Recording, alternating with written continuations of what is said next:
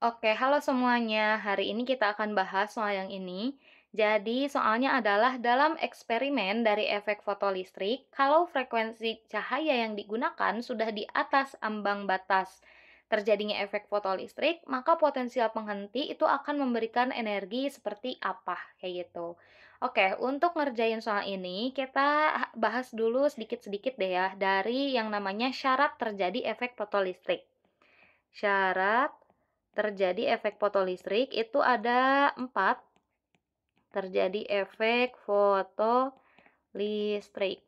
Nah, apa aja nih syaratnya? Itu tuh yang pertama, frekuensi dari yang diberikan, frekuensi cahaya yang diberikan itu harus lebih besar daripada frekuensi ambang atau F0, sama seperti yang dibicarakan tadi ya di soal. Terus yang kedua, panjang gelombang dari ambangnya itu sekarang harus lebih besar dari panjang gelombang yang diberikan. Jadi panjang gelombang yang diberikannya gak boleh lebih besar dari panjang gelombang ambang. Terus yang ketiga itu adalah energi yang diberikan harus lebih besar dari energi ambang. Dan yang keempat itu adalah intensitas tidak mempengaruhi nih. Intensitas si cahayanya tidak mempengaruhi mempengaruhi ngaruhi efek fotolistrik gitu ya. Efek fotolistrik. Jadi nggak ngaruh nih mau sebesar apa intensitas cahayanya gitu. Tapi ngaruhnya kemana nih? Ngaruhnya itu adalah ke jumlah atau banyaknya elektron yang keluar. Jumlah atau banyaknya elektron yang keluar. Nah, ini baru mempengaruhi nih, elektron yang keluar. Jadi gimana sih maksudnya ya efek fotolistrik itu? Jadi efek fotolistrik itu kayak gini nih. Misalnya ini adalah ada sebuah plat. Di sini kan di plat ini nanti bakal ada yang namanya elektron nih, teman-teman. Oke. Nah, kita itu tuh ngasih yang namanya sinar ke sini, bisa sinar apa aja, gitu ya, kayak gini, ke si platnya. Nanti nih, kalau misalnya sinar yang kita kasih frekuensinya dia lebih besar daripada si frekuensi ambang berarti frekuensi yang dimiliki elektron yang diem gitu ya.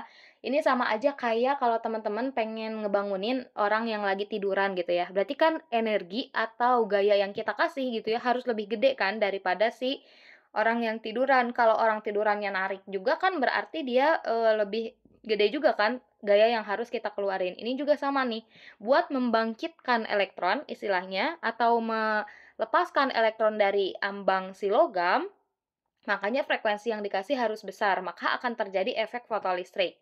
Efek fotolistrik itu tadi, hilangnya elektron dari permukaan logamnya.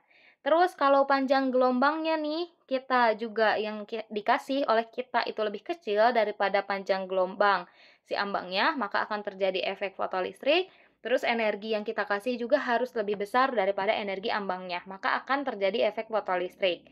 Nah, tapi di sini itu adalah yang berpengaruh di sini yang ditanyakan dari soal itu adalah hubungannya dari si potensial henti. Potensial henti itu jadi berapa potensial gitu ya yang dibutuhin buat menghentikan si elektron itu jadi nggak loncat-loncat lagi gitu.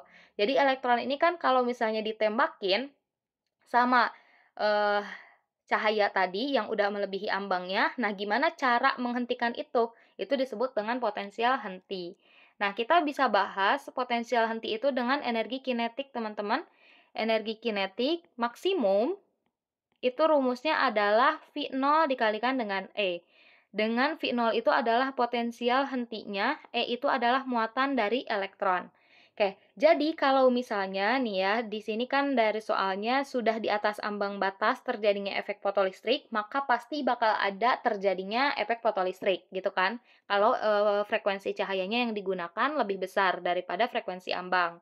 Nah, karena adanya terjadinya efek fotolistrik, berarti kita butuh nih sesuatu untuk menghentikan kejadian efek fotolistrik itu yang disebut dengan potensial henti. Kayak gitu. Kalau misalnya frekuensinya enggak lebih besar, berarti kan enggak ada terjadinya efek fotolistrik.